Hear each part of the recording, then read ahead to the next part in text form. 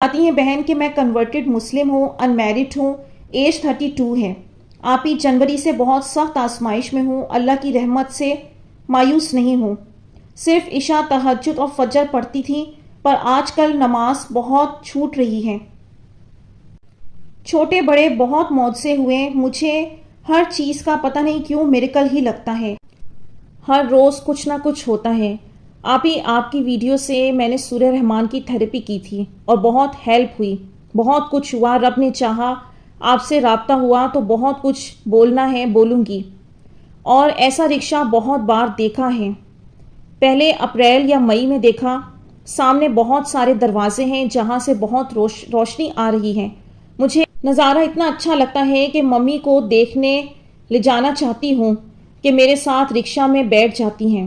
اور رات بہت زیادہ خراب تھی کہ مجھے ڈر لگ رہا تھا، پر وہاں سے روشنی دیکھ رہی تھی، پر جو چلا رہا تھا بہت احتیاط سے چلا رہا تھا رکشہ، اور مجھے وہاں لے جا رہا تھا اور بولا کہ آپ فکر نہ کریں، گریں گی نہیں، اور میری آنکھ کھل جاتی ہے۔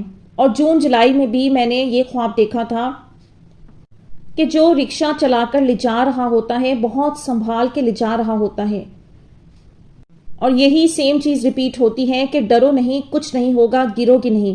آپ ہی ہر بار یہی کہ مجھے کچھ یا کوئی ہمیشہ پروٹیکٹ کر رہا ہوتا ہے خواب میں، اور ریئل لائف میں ایسا فیل ہوتا ہے جیسے کوئی مجھے پروٹیکٹ کر رہا ہے۔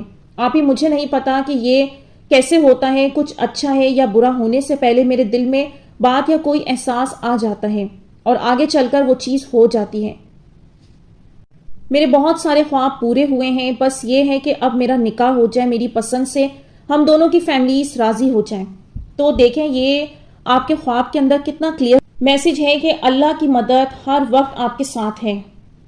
اور جب کوئی خواب میں اس طرح سے دیکھ رہا ہوتا ہے نا کہ کوئی اسے پروٹیکٹ کر رہا ہے، سنبھال کر لے کر جا رہا ہے، یا راستہ گائیڈ کر رہا ہے، یا کسی بھی کنڈیشن میں، تو دراصل وہ ہوتی تو خدا کی ذات ہے، لیکن وہ فرشتوں کے ذریعے انسان کو بچا رہا ہوتا ہے، سنبھال رہا ہوتا ہے، ان کی ڈیوٹی لگائی ہوتی ہے۔